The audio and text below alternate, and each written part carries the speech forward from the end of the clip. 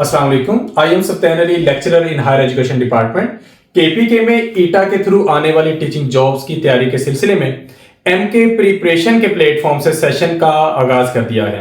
हमने एक session complete कर लिया है और अब हम दूसरे सेशन का आगाज करने जा रहे हैं 1 अप्रैल से। तो पहले सेशन की रजिस्ट्रेशन क्लोज हो चुकी है। 1 अप्रैल से जो सेशन शुरू हो रहा है इसमें आपको 4 इंपॉर्टेंट सब्जेक्ट्स कवर करवाए जाएंगे, जिनमें इंग्लिश, पेडागोजी, जनरल साइंस और मैथमेटिक्स हैं। यही वो सब्जेक्ट्स हैं जिनकी तैयारी के सिलसिले में कैंडिडेट्स को टफ टाइम मिल रहा है। इन सब्जेक्ट्स की तैयारी के लिए एक तो आपको बहुत सारा लिटरेचर स्टडी करना है। उसमें आप लोगों की हेल्प के लिए हम लोग ये वीडियो लेक्चर सीरीज बना रहे हैं जो कि मैथ, साइंस, इंग्लिश, पेडागोजी चारों सब्जेक्ट्स में आपको हमारे यूट्यूब चैनल पे मिल जाएगी।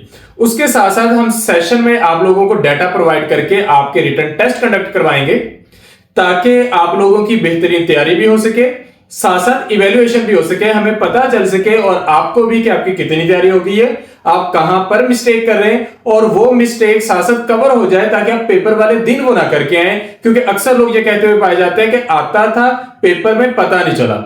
अगर आपने प्रैक्टिस की हुई हो तो आपको फिर वहां पे आइडिया होता है कि ये इसको किस तरीके से करना है।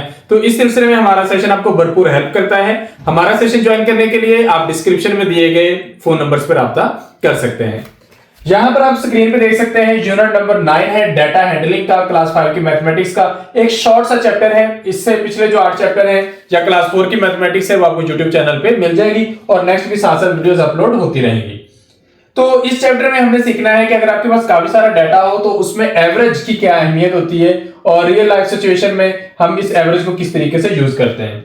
अब चैप्टर के आगाज में ही एक एग्जांपल दी गई है कि ये कुछ डाटा है, कुछ मंथ्स का डाटा है, जनवरी, फरवरी, मार्च, अप्रैल, मई, और किसी जगह पर उसका एवरेज टेम्परेचर लिया गया है कि जनवरी में एवरेज टेम्परेचर है 18 डिग्री सेंटीग्रेड। तो पूरे महीने का एवरेज टेम्परेचर कैसे निकालना है ये हम इस लेक्चर में, इस चैप्टर में सीखेंगे। इसी तरह फरवरी का है, मार्च, अप्रैल, मई का है। दूसरे नंबर पे चीज आती है उस डाटा को एक खूबसूरत फॉर्म में प्रेजेंट करना, यानी कि ग्राफ की शक्ल में। तो इस तरह के ग्राफ को हम बार ग्राफ कहते हैं। ये बार ग्राफ बना हुआ है जिसमें डाटा दिया गया वर्टिकल बार्स की फॉर्म में।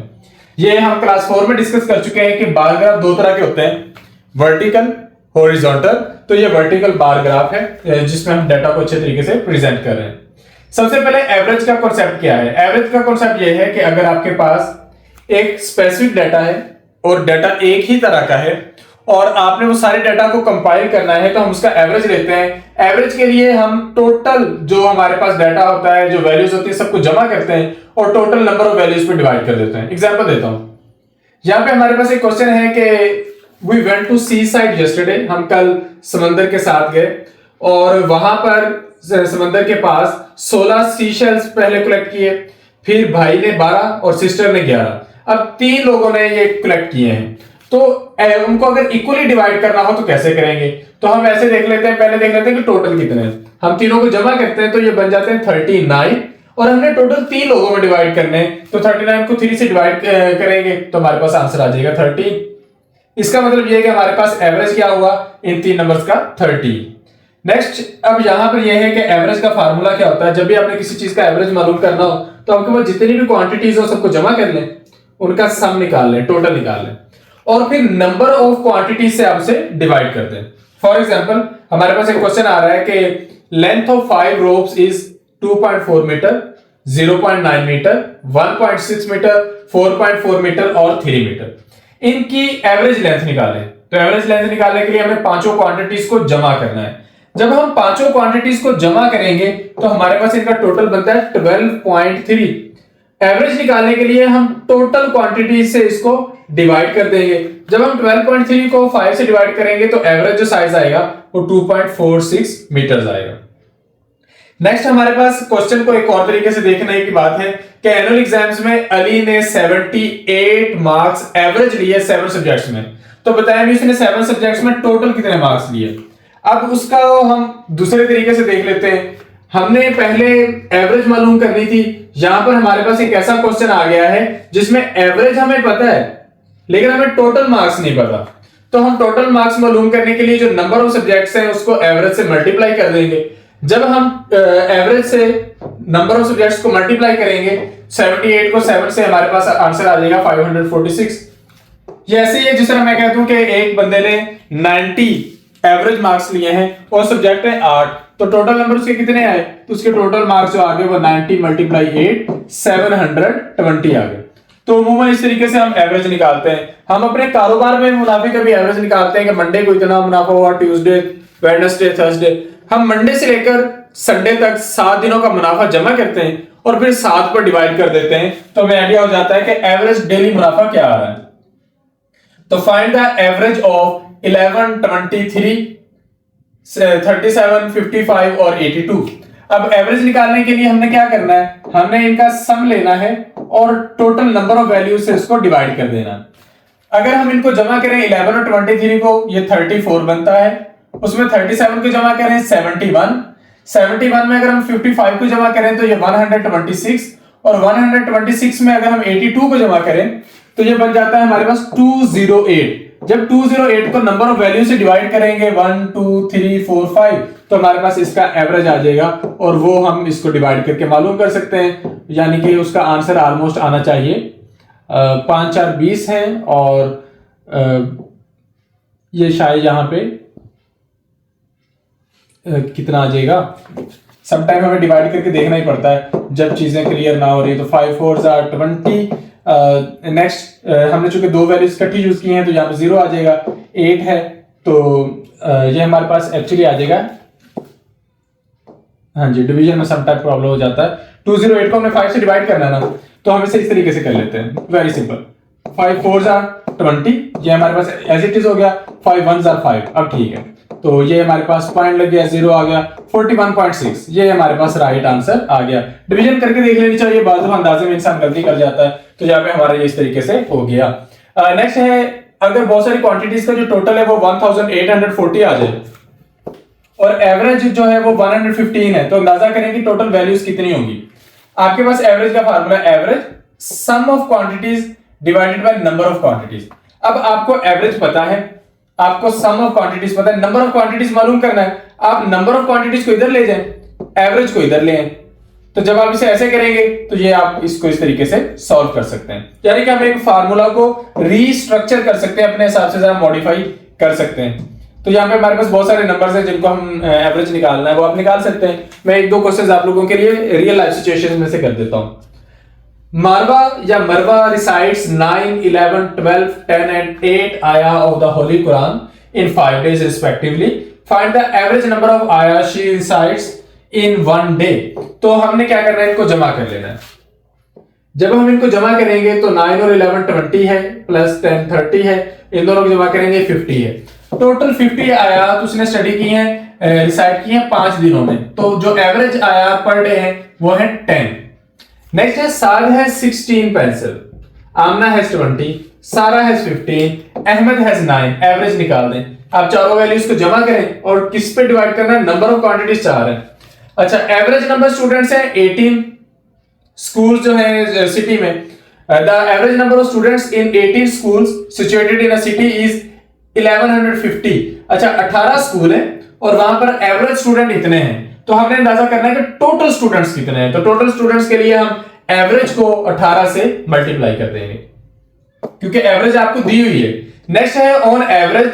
एवरेज अब अगेन अगर क्वेश्चन दी हुई है on average Mariam baked 27 cakes. आपके पास फार्मूला क्या होता है, एवरेज बराबर होता है सम डिवाइडेड बाय नंबर। अब हमने यहां पर देखना है कि हमने मालूम क्या करना है। एवरेज 27 केक्स बना रही है 11 मंथ्स तक, तो टोटल कितने केक उसने बनाए हैं। आपके पास नंबर ऑफ क्वांटिटी भी आ गई कि 11 महीने हैं और एवरेज भी आ गई, तो 27 बराबर है सम हमने टोटल जो मालूम करना है केक्स का और 11 महीनों तक। तो 11 को उधर जाके 27 से मल्टीप्लाई कर देंगे और हमारे पास आंसर आ जाएगा कि किस तरीके से हम मालूम कर सकते हैं कि टोटल केक कितने बनाए हैं।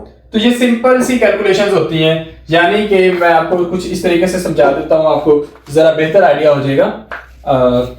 हम चलते हैं व्हाइट बोर्ड पे कि अगर आपके पास ये फार्मूला है कि एवरेज अगर आपने मालूम करना तो ये बराबर है सम ऑफ ऑल क्वांटिटीज, चलिए हम क्वा लिख देते हैं क्वांटिटीज के लिए, divided by total number of quantities.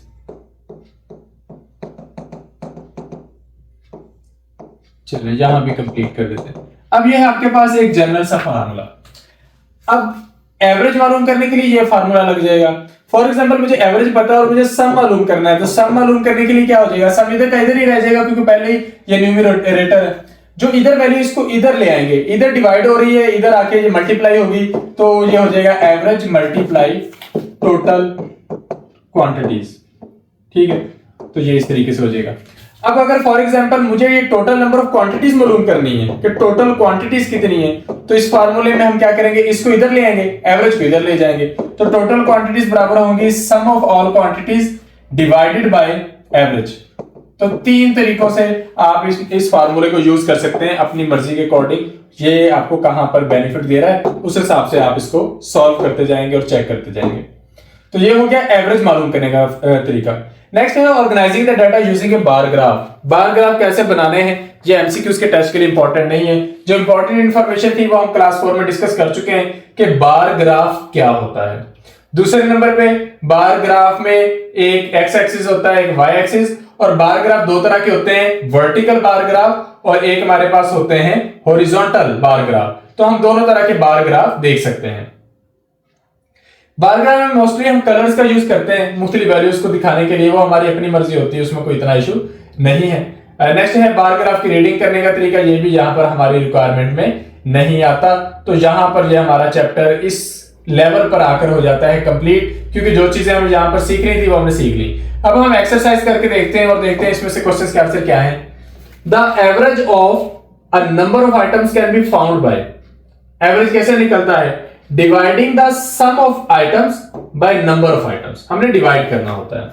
Next हमारे पास सॉल्यूशन वाला एक है, वो ओके हो गया। To find the sum of sum values, अगर आपने सम मालूम करना है तो आप क्या करोगे, फिर आप एवरेज को मल्टीप्लाई करोगे नंबर ऑफ आइटम से।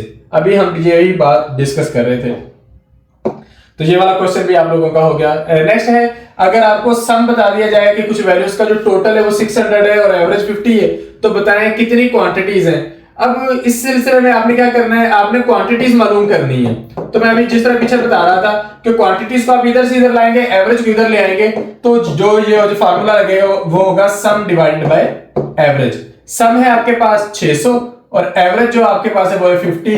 तो ये जब आप इसे सॉल्व करेंगे आपके पास आंसर आ जाएगा 12। तो ये फार्मूला आप इस तरीके से सिंपली लगा सकते हैं, यानी कि उसी फार्मूले को आपने घुमा फिरा के अपनी सहूलत के मुताबिक इस्तेमाल करना है। और यहां पर हमारा ये वाला चैप्टर भी कंप्लीट हो जाता है और इसी के साथ क्लास 5 की मैथमेटिक्स भी कंप्लीट हो जाती है। नेक्स्ट वीडियो से हम क्लास 6 की मैथमेटिक्स का आगाज करने जा रहे हैं, ताकि आप लोगों की वो तैयारी भी साथ साथ होना शुरू हो जाए। हमारा सेशन ज्वाइन करने के लिए डिस्क्रिप्शन पे दिए गए नंबर्स पर रब्ता करें, हमारे यूट्यूब चैनल को सब्सक्राइब कर लें ताकि आप तक सारी वीडियो जो है वो बर वक्त पहुंचती रहे। Thank you, Allah Hafiz.